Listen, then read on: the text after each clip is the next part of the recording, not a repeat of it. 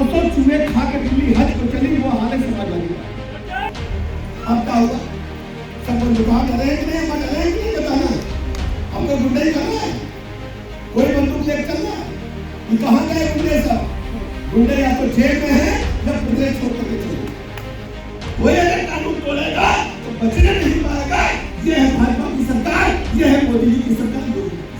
पहले भारत में गरीब आदमी और गरीब हो रहा था, कांग्रेस पार्टी की सरकार थी, यूपीए की सरकार थी, और अमीर आदमी अमीर हो रहा था। केंद्र सरकार के 9 वर्ष पूरे होने पर झांसी में भाजपा का संयुक्त मोर्चा सम्मेलन हुआ, जिसमें उत्तर प्रदेश के उप मुख्यमंत्री ब्रजेश पाठक शामिल हुए। सम्मेलन में उप मुख्यमंत्री के निशाने पर कांग्रेस पार्टी और समाजवादी पार्टी रही। कांग्रेस पर निशाना साधते हुए उन्होंने कहा कि कांग्रेस सरकार में गरीब गरीब होता था और अमीर अमीर।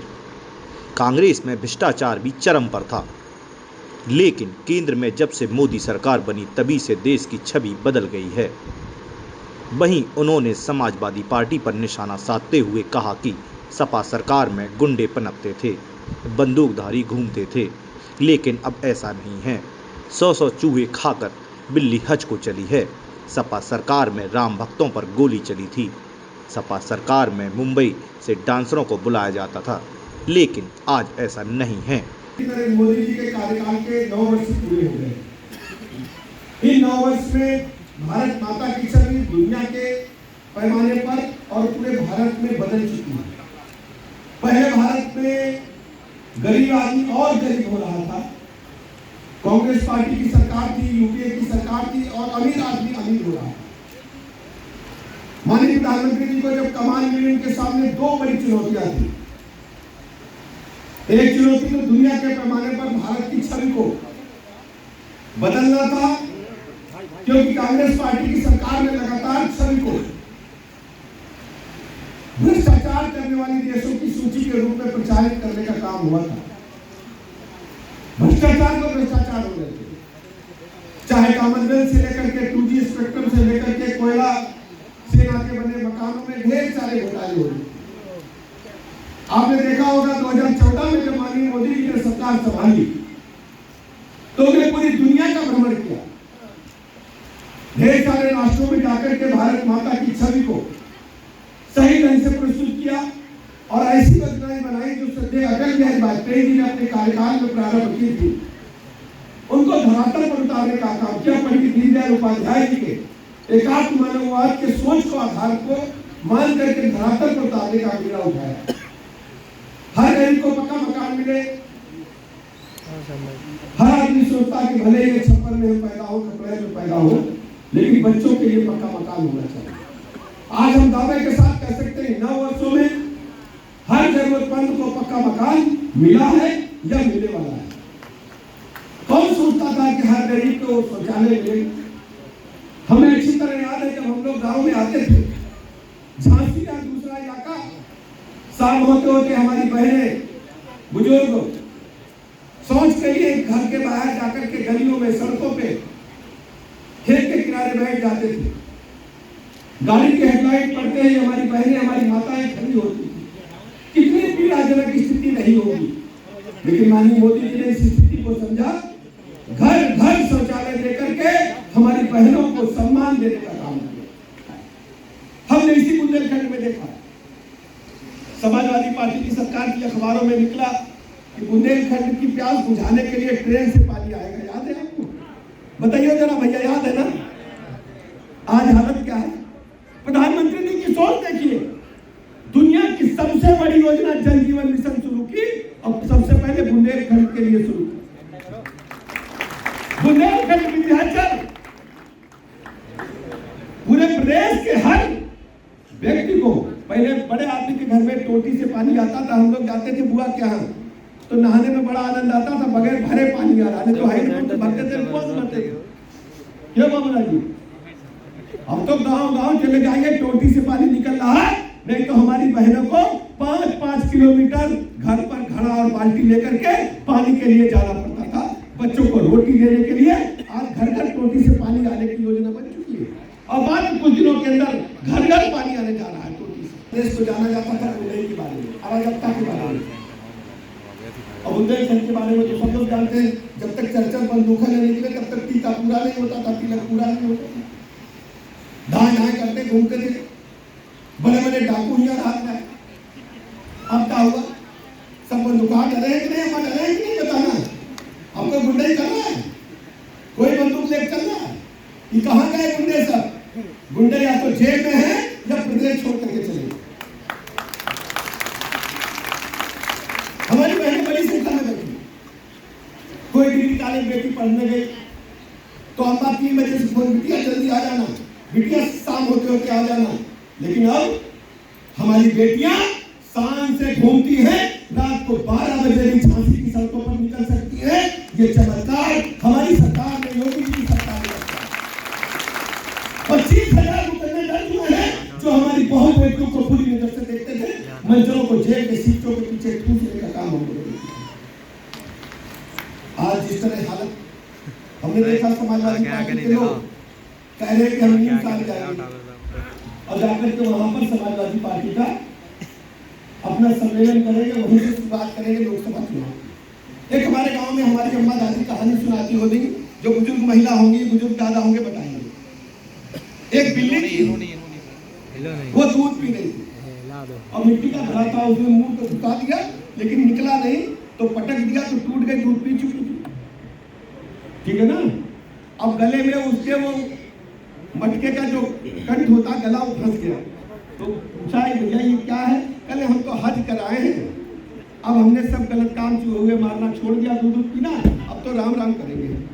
100 चूहे खा के बिल्ली हज को चली, वो हाल है समाजवादी पार्टी। कारण क्या है? कारण क्या है? यही समाजवादी पार्टी के लोगों ने अयोध्या में राम भक्तों पर गोली चलाकर पूरी अयोध्या को खून से रगड़ने का काम किया था। ये वो है समाजवादी पार्टी। और तक की सड़कें भूली नहीं है, उसमें झांसी के लोग भी गए थे, बुंदेलखंड के लोग भी गए थे। अयोध्या का पुल जाकर देखिए, पूरे खून से रंगा हुआ था और ये छाती ठोक करके कह रहे थे कि हमने बाबरी मस्जिद को बचाने का काम किया। आज आ गए हमारे ट्रैक पर कि हम हिंसा जाएंगे। अरे तुम्हारी सरकार थी तो तुम राम भक्तों पर गोली चलाते थे, तुम्हारी सरकार थी तो आजम खान के कहने पर तुम कब्रिस्तान की बाउंड्री बनाने का काम करते थे, गरीब को पक्का मकान नहीं दिया। जो लोग दुनिया छोड़ करके चले गए उनके कब्रिस्तान की बाउंड्री बनाने का काम कर रहे थे, मकान नहीं, मरे के लिए कब्रिस्तान बनाने का काम कर रहे थे। आज उत्तर प्रदेश के लोगों के बीच समाजवादी पार्टी जाने का काम किस मुंह से करेगी? उनके पास कहने को क्या बचा है? मैं दावे के साथ कह सकता हूँ कि हर गरीब को पक्का मकान मिला है, सबको शौचालय मिला है, किसान सम्मान निधि मिली है, इलाज मिला है, पीने का पानी मिला है, और हमने सुरक्षा की गारंटी प्रदेश के 25 करोड़ लोगों को देने का काम किया है। यह भारतीय जनता पार्टी की सरकार। और मैं दावे के साथ कह सकता हूँ कि हमारी सरकार में एक भी अपराधी पुष्टि पर लगित नहीं है। तो कर दे उसे, अगर कोई फंस गया तो समझ लो गया, मुझे लगे यही तो है ना। कोई अगर कानून तोड़ेगा तो बचने नहीं पाएगा। यह है भाजपा की सरकार, यह है मोदी जी की सरकार, योगी जी की सरकार। आज विपक्ष हताश, उनके पास कहने को कुछ नहीं। फ्रेम सही बनाओ, कई गठबंधन हो सही बनाओ। 14 में हमसे लड़े, हम हारे, इसके बाद वो लड़े फिर हारे, फिर लड़े फिर हारे।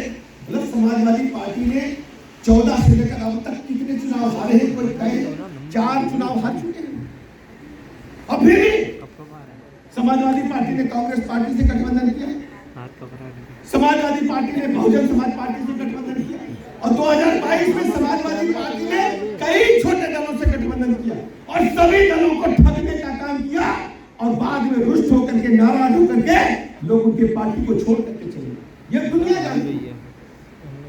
2024 का जब चुनाव आएगा, ये जनता फैसला करेगी, जो सामने बैठे जनता जनार्दन फैसला करेगी। मैं आज प्रदेश की जनता से कहना चाहता हूं कि समाजवादी पार्टी के लोग जब वोट मांगने के लिए आपके बीच में आए तो उनसे कहिएगा 14 में क्या था? आप रूलिंग पार्टी थे, 2012 से 17 तक आपकी सरकार थी, आप लगातार डिफीट खा रहे, चुनाव हार रहे हैं, आपके पास कहने को कुछ नहीं है। जब समाजवादी पार्टी की सरकार होती है तब एक परिवार में 18 MP, MLA, ब्लॉक प्रमुख, जिला पंचायत सदस्य और जिला पंचायत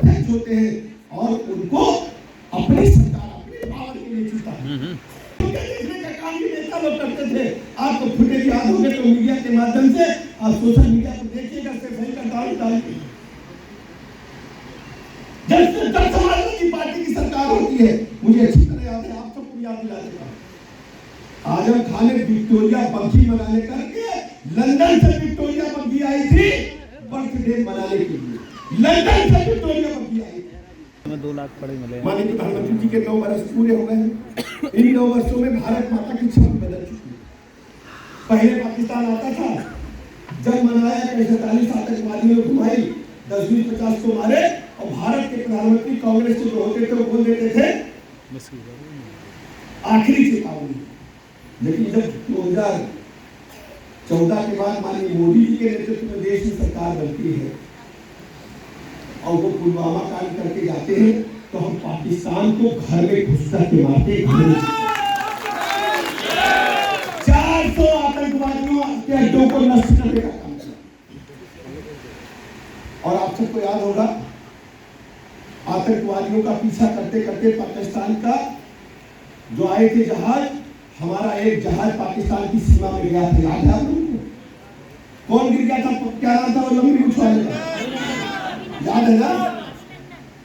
अब लोग क्या कर रहे हैं, टेलीविजन पर बैठे हैं, कहने लगे कि अब जैसे आखिरी बाल हो और 6 रन बनने हो, या तो छक्का लग गई आउट।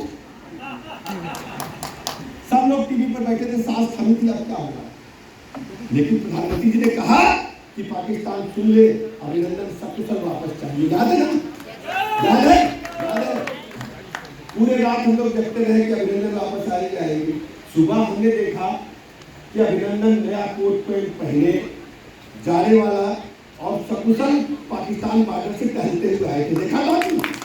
देखा था? देखा था आपने? ये क्या कांग्रेस पार्टी की सरकार में संभव था?